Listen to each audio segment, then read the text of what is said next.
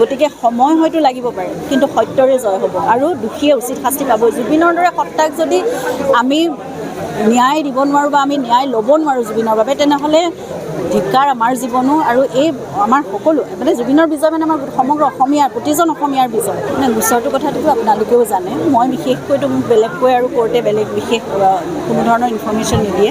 আপোনালোকে সকলোৱে জানে যে এতিয়া জামিন বিচাৰি কেইবাজনো অভিযুক্ত সুপ্ৰিম কোৰ্টলৈকে পাইছেগৈ আৰু মানে জামিন বিচাৰি আছে ইজনৰ পিছত সিজন। যেতিয়া ফাৰ্ষ্ট ট্ৰেকত নাপালে হাইকোৰ্টলৈ গৈছে, তাৰপিছত সুপ্ৰিম কোৰ্টলৈ গৈছে। তাৰপিছত এই গোটেই যিটো আইনী প্ৰক্ৰিয়াটো বা যিটো বিচাৰ প্ৰক্ৰিয়াটো সেইটো বাহিৰলৈ ট্ৰেন্সফাৰ কৰিবলৈ এতিয়া চেষ্টা কৰিছে।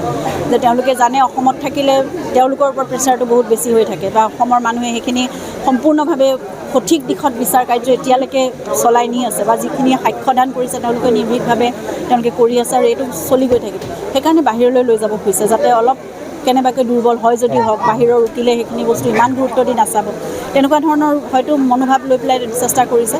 কিন্তু মই ভাবোঁ কোনো শক্তিয়ে একো ধৰণেৰে যেতিয়া অসমৰ 3 কোটি জনতাই প্ৰাৰ্থনা কৰি আছে, মন অন্তৰেৰে বিচাৰি আছে আৰু সত্যটো সেই ভগৱানেও মানে ছাপোৰ্ট কৰিব। ভগৱানৰ ছাপোৰ্টটো সদায় কাৰ লগত? সত্যৰ লগতেই থাকিব, শুদ্ধৰ লগতে থাকিব। গতিকে সময় হয়তো লাগিব পাৰে কিন্তু সত্যৰে জয় হ'ব আৰু দোষীয়ে উচিত শাস্তি পাব। জুবিনৰ দৰে সত্তাক যদি আমি ন্যায় দিব নোৱাৰোঁ বা আমি ন্যায় ল'ব নোৱাৰোঁ জুবিনৰ বাবে, তেনেহ'লে ধিক্কাৰ আমাৰ জীৱনো আৰু এই আমাৰ সকলো মানে জুবিনৰ বিজয় মানে আমাৰ সমগ্ৰ অসমীয়াৰ প্ৰতিজন অসমীয়াৰ বিজয়। গতিকে আমাৰ স্বাভিমান, আমাৰ আদৰ, আমাৰ মৰম, বিশ্বাস সকলোৰে মানে বিজয় হ'ব যদিহে জুবিনে ন্যায় পায় আৰু